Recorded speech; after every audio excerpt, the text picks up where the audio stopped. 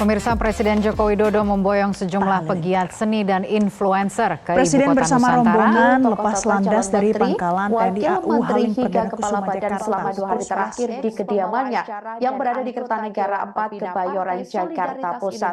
Adapun sesi pertama, Papan atas berkantor di Ibu Kota Nusantara ini pun mendapat sorotan dan kritikan dari banyak pihak.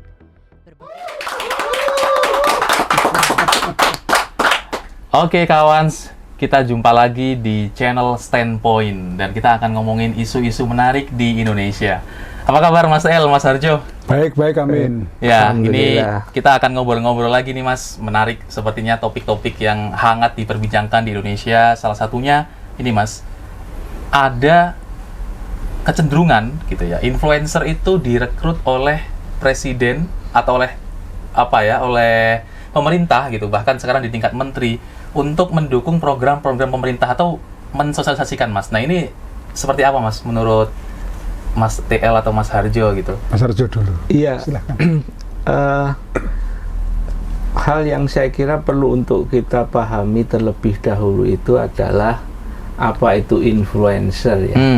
Jadi influencer itu salah satunya kan orang yang memiliki memiliki kecakapan ya untuk memengaruhi lewat pesan-pesan yang disampaikan itu. Nah, kalau dalam prinsip komunikasi itu kan sebenarnya siapapun itu bisa menjadi influencer sebenarnya. Ya, karena komunikasi itu kan memiliki dimensi power.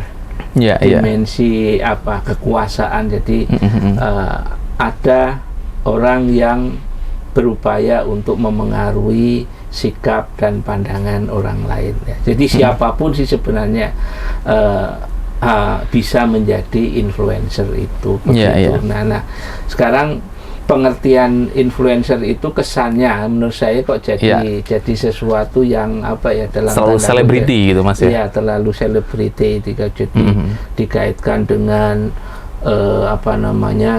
jumlah orang yang menjadi pengikut dan sebagainya. Padahal kalau menurut saya sih influencer itu ya siapapun gitu tanpa melihat posisi ataupun jabatan itu kan bisa menjadi influencer. Contoh paling sederhana itu ya ketika misalnya orang tua menasihati anak itu kan influencer sebenarnya. Bagaimana supaya anak itu bisa mengikuti apa yang diinginkan oleh orang tua. Ya, meskipun sekarang definisi influencer itu harus yang sekarang Mas ya, karena patokannya pengguna sosial media itu harus yang punya followers banyak di TikTok, di YouTube atau subscriber di YouTube gitu ya. Nah, itu yang mereka sebut sebagai influencer akhirnya. Nanti kita lihat nih kawan subscriber dari Sinta Laksita. Aduh, salah. Oke, nanti di-cut ya Mas ya. Oke. Tak ulangi lagi part itu Mas, nanti di-cut. Oke. Nah, kita sekarang Mas, kalau kita kembali membahas soal definisi influencer yang sekarang sedang ada di benak kita gitu ya, benak masyarakat, itu influencer itulah orang-orang yang memiliki followers banyak Mas, ratusan ribu atau bahkan jutaan gitu. Nah itu yang mereka sebut sebagai influencer gitu, dan itu sekarang kecenderungannya adalah selebritis gitu, dan jarang sekali orang-orang yang saya rasa mungkin memiliki intelektualitas yang tinggi kemudian dia jadi influencer di masyarakat gitu. Nah nanti kita lihat nih subscriber kita setuju nggak nih dengan apa itu definisi influencer. Coba deh, saya pengen ngetes, kira-kira nanti tuliskan teman-teman ya di kolom komentar influencer yang menurut teman-teman itu ya ada di top of mind teman-teman deh. Nah itu siapa? Saya pengen tahu apakah nanti jangan-jangan yang muncul hanya nama-nama artis gitu. Nah itu menarik sepertinya untuk kita lihat Mas. Nah gimana menurut Mas Del? Ya, kalau saya kira satu, ini adalah cara pemerintah melakukan kampanye politik. Dua, yaitu kampanye tidak bisa lepas dari propaganda. Dua-duanya sebenarnya sama. Bahkan konsep kampanye sendiri kan dari propaganda. Spreading the ideas, menyebarluaskan pemikiran. Nah, saya kira banyak program pemerintah yang tidak berhasil menjangkau ke masyarakat. Setidaknya susah dipahami. Ya, misalnya tentang makan bergizi gratis misalnya. Orang tahunya kan semua anak nanti dapat, ternyata kan tidak, misalnya seperti itu. Atau dulu pada saat vaksinasi COVID, ya itu misalnya. Nah di sini pemerintah, atau kalau kita menggunakan perspektif teoritis, ada yang dinamakan two-step flow of communication. Nah, saya kira itu penting. Jadi pemerintah itu maunya langsung, tapi kan gagal. Maka dibutuhkan yang namanya opinion leader. Opinion leader. Nah, opinion leader ini biasanya punya followers. Nah, ini saya kira adalah salah satu bentuk atau penerapan dari tadi opinion leader. Kalau kita ngomong opinion leader itu seakan-akan kan model komunikasi lama, padahal yang dinamakan opinion leader itu bisa di mana-mana, Mas. Bisa di bidang fashion, bisa di bidang gizi, bisa di bidang politik dan sebagainya. Nah, di sini kita posisikan opinion leader itu adalah influencer sekarang ini, atau bahkan dalam bahasa yang lebih negatif, buzzer, pendengung gitu. Mungkin kalau dulu itu, Mas, ya. Ya, opinion leader karena apa? Dulu karena medianya adalah media massa yang bersifat one way communication, satu arah, dari sumber kepada menyampaikan pesan lewat media tertentu dan kemudian diterima oleh khalayak. Nah, khalayak ini belum tentu atau belum paham betul atau bahkan tidak punya yang namanya media. Nah, sekarang akses media sosial ini kan lebih leluasa, lebih banyak bisa diakses. Dan biasanya orang sekarang ya itu lebih banyak mengakses siapa yang dia idolakan. Yang diidolakan bisa jadi Raffi Ahmad, bisa jadi Deddy Corbuzier dan sebagainya.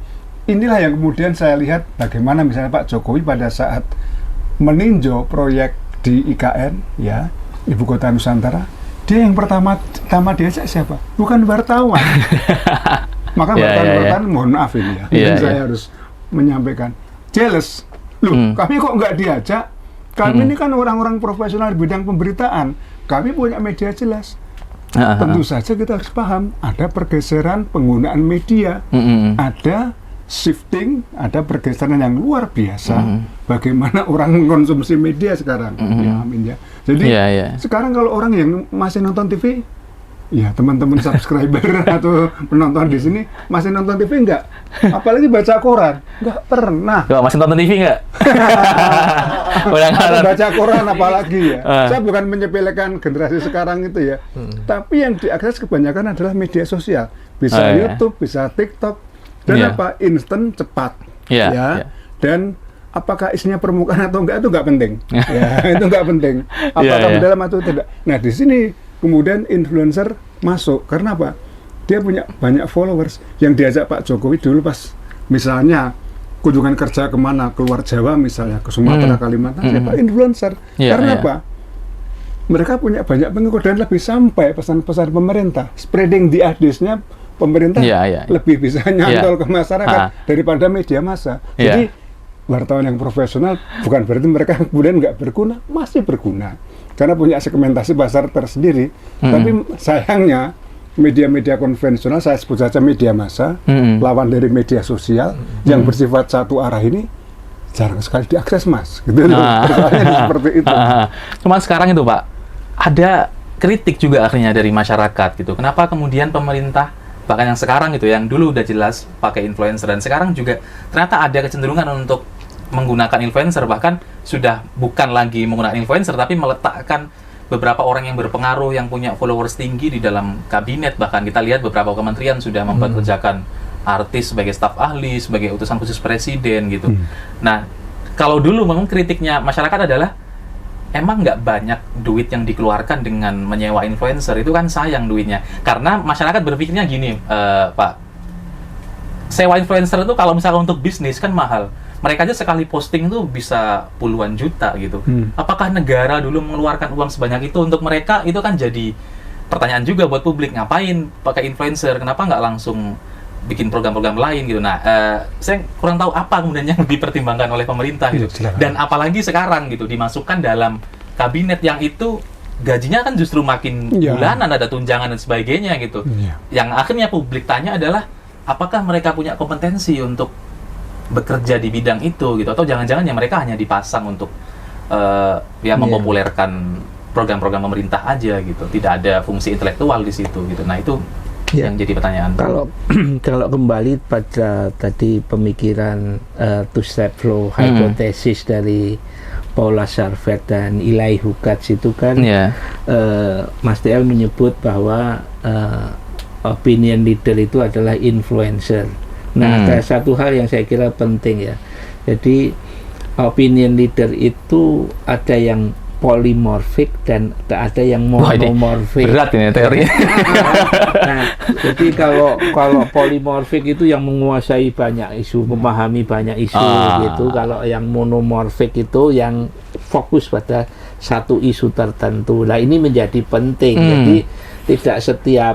Jadi tidak setiap artis misalnya itu kan bisa menjadi influencer gitu kan. Jadi seharusnya kan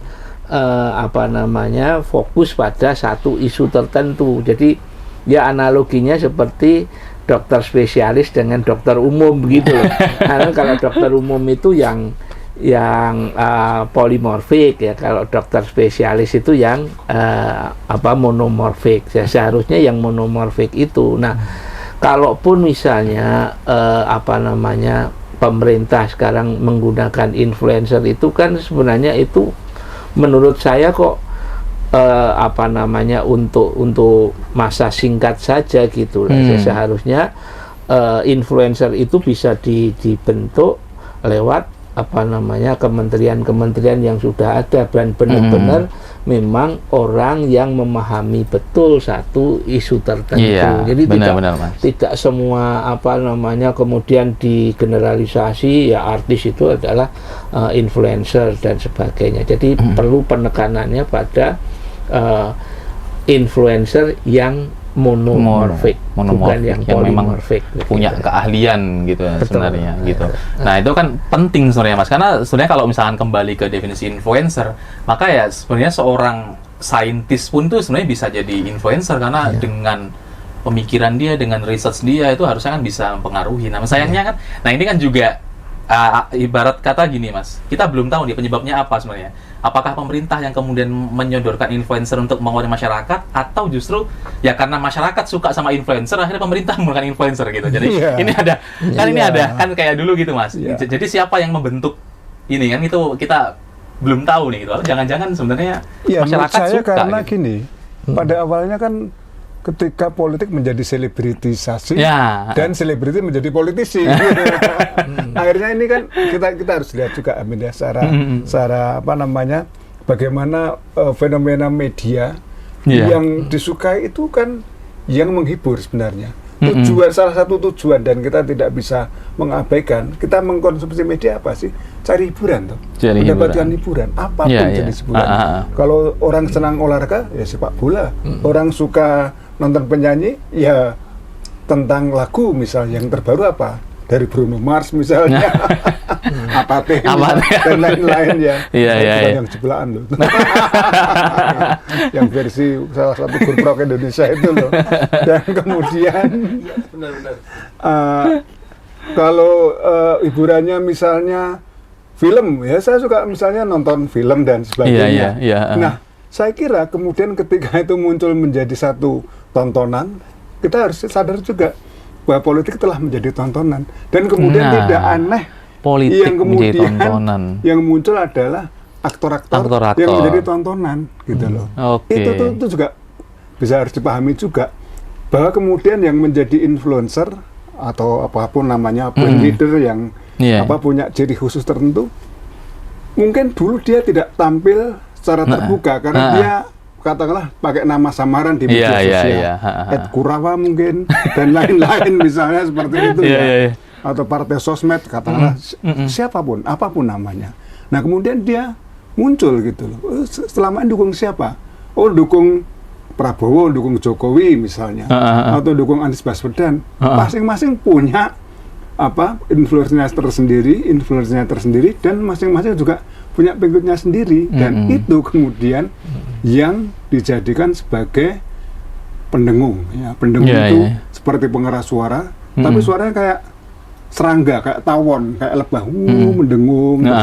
Itulah fungsi pendengung. Dan kemudian mereka tidak hanya lewat tayangan atau posting ya, tapi juga komen-komen ya kan bisa kita lihat komen-komennya kan hampir sama semua gitu. Nah, jadi media itu media sosial, teman-teman kita ngomong soal echo chambers, ngomong soal filter bubble dan sebagainya, saya kira tapi kita sekarang batasi dulu fokus pembahasan kita pada peran influencer. Peran influencer dan itu saya kira adalah mesin-mesin propaganda, bahkan mereka juga bisa mengerahkan bot atau robot ya.